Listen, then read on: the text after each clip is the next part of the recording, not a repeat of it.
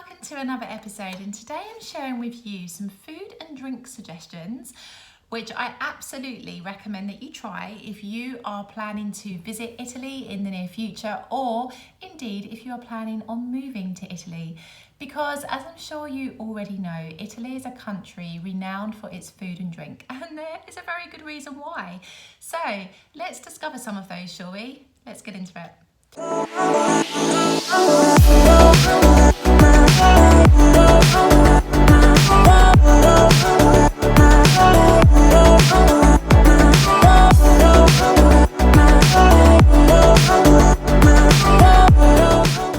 So the first thing you absolutely have to try if you're planning to visit Italy is, of course, the coffee. This is the country of coffee, and Italians are coffee connoisseurs for a very good reason. The coffee here is exceptional, and I have to be honest that when I do go back to the UK and I go into like the chains like Costa Coffee, for example, and I order a similar coffee to what I'd have here in Italy, it's absolutely disgusting. So I think once you try the coffee here in Italy, there's no going back. The coffee here is amazing. I must admit, obviously coming from London, I was a bit of a tea drinker. I never really used to drink that much coffee back in the UK. But now I don't really touch tea here at all. I definitely drink coffee far more. I drink 3 to 4 espressos every single day. And I just find the tea here in Italy is not the same. So if you come from like the countries like the UK, where you are very used to a particular tea brand, for example, maybe Yorkshire tea I used to drink a lot of when I lived back in London, and PG Tips, people quite like that as well, or Tetley tea or something like this. You can't typically get those brands here in Italy, and so you can get Twinings. Twinings obviously is the tea endorsed by the Queen, so very good tea, but that's kind of it really from the UK. Typically they drink Lipton tea here, which in my opinion is just not very nice at all. And you can't really get loose leaf tea here so much either. So I was a real tea girl. I used to have a tea room. So for this, I used to have the loose leaf tea and all of this. And you can't easily get that here. I think maybe I found one tea room where they do really good tea, especially here in Salerno. But they're very few and far between because this is the country of coffee. And the coffee here is exceptional. Like I have espressos without sugar, which, you know, is a bit of a shock horror situation because typically Italians love sugar with their coffee, but it's beautiful. Like it's full-bodied, it's rich, it's strong. Oh my God, creamy, beautiful. The coffee here is exceptional, and you can get it in so many different styles. So for example, I always have the typical cafe, which is an espresso, but people can go for the lungo, which is like a longer version of an espresso. You can still get Americano here. You can get a cappuccino, just don't order it in the afternoon because that's not a done thing here in Italy. Cappuccino is very much a morning coffee. But yes, there's so many different variations, and of course so many different brands of coffee here depending on where you are in the country, but it's beautiful and you absolutely have to try coffee here, and even iced coffee in the summer. Oh my goodness, that's amazing as well. So yes, absolutely, the coffee here is phenomenal, and it's definitely the first thing that I would recommend you try when you step foot in Italy.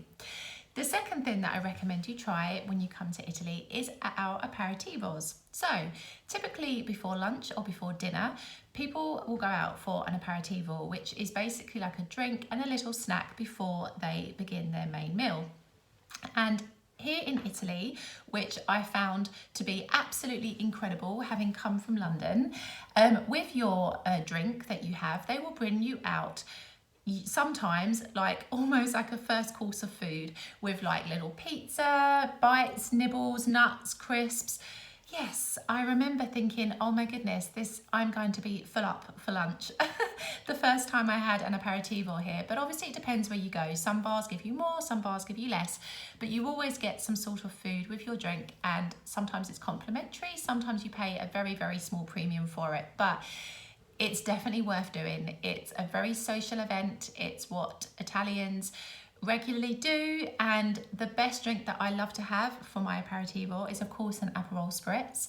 And a little tip for this that was introduced to me by my boyfriend very sneakily: add a little bit of vodka into your spritz. It is amazing. So yes, you absolutely have to try that too.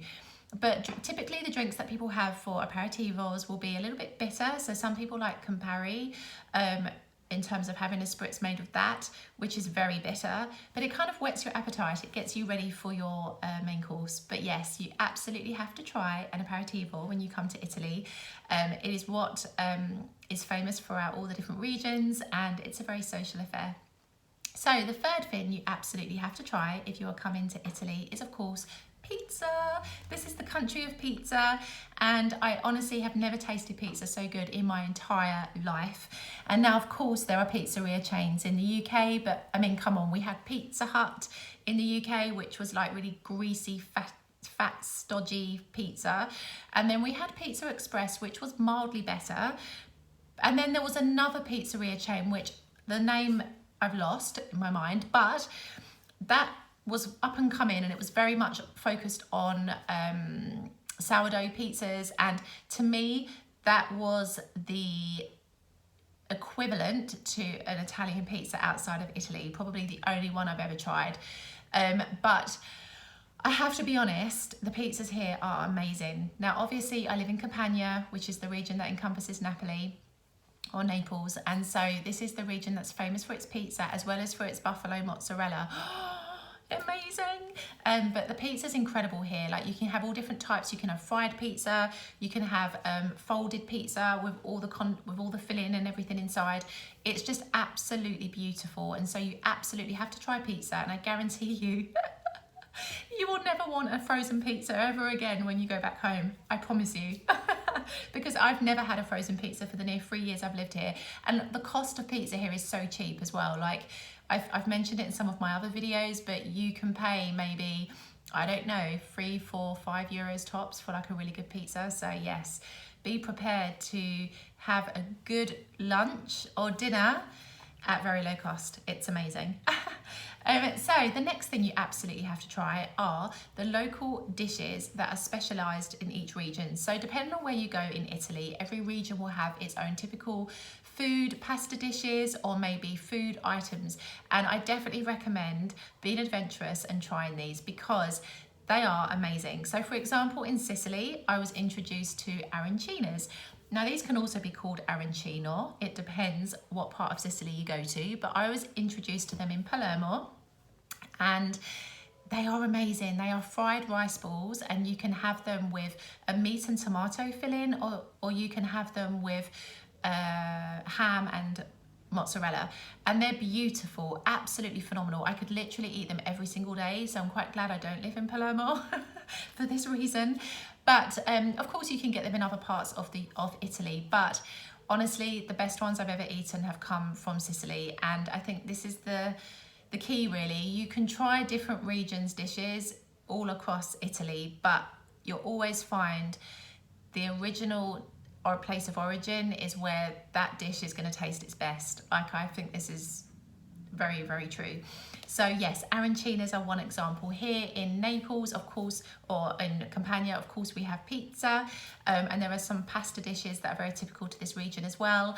And of course, you know, there's the dolce, all the sweets that you can eat that are typical to each region. So like in Sicily, it's cannoli and various other dolce, and here in Campania we have baba, which is like a soft cake which is soaked in rum, and you can have like chocolate with it or cream or just as it comes, or lemon. Like, there's all different variations of it, but it's a very typical sweet to this region.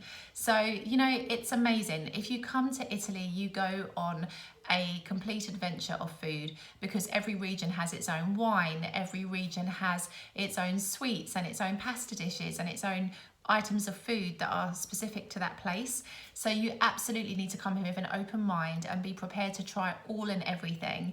And you know, the seafood here is amazing as well. Like, I've never really eaten seafood properly in the UK until I came here. So it's the first place that I've tried octopus. This is the first place that I've had like clams, really, because I used to get worried about food poisoning. Such a Brit. And yes, there's so many things that I've tried here for the first time. It's the first country I've tried sushi in as well.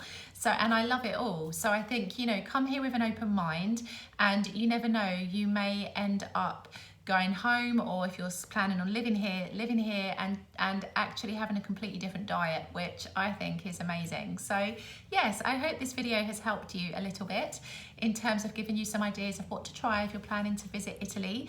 And if you like my videos and my channel, please consider subscribing and hitting the bell notification so you know when my videos go live, and I'll see you next time.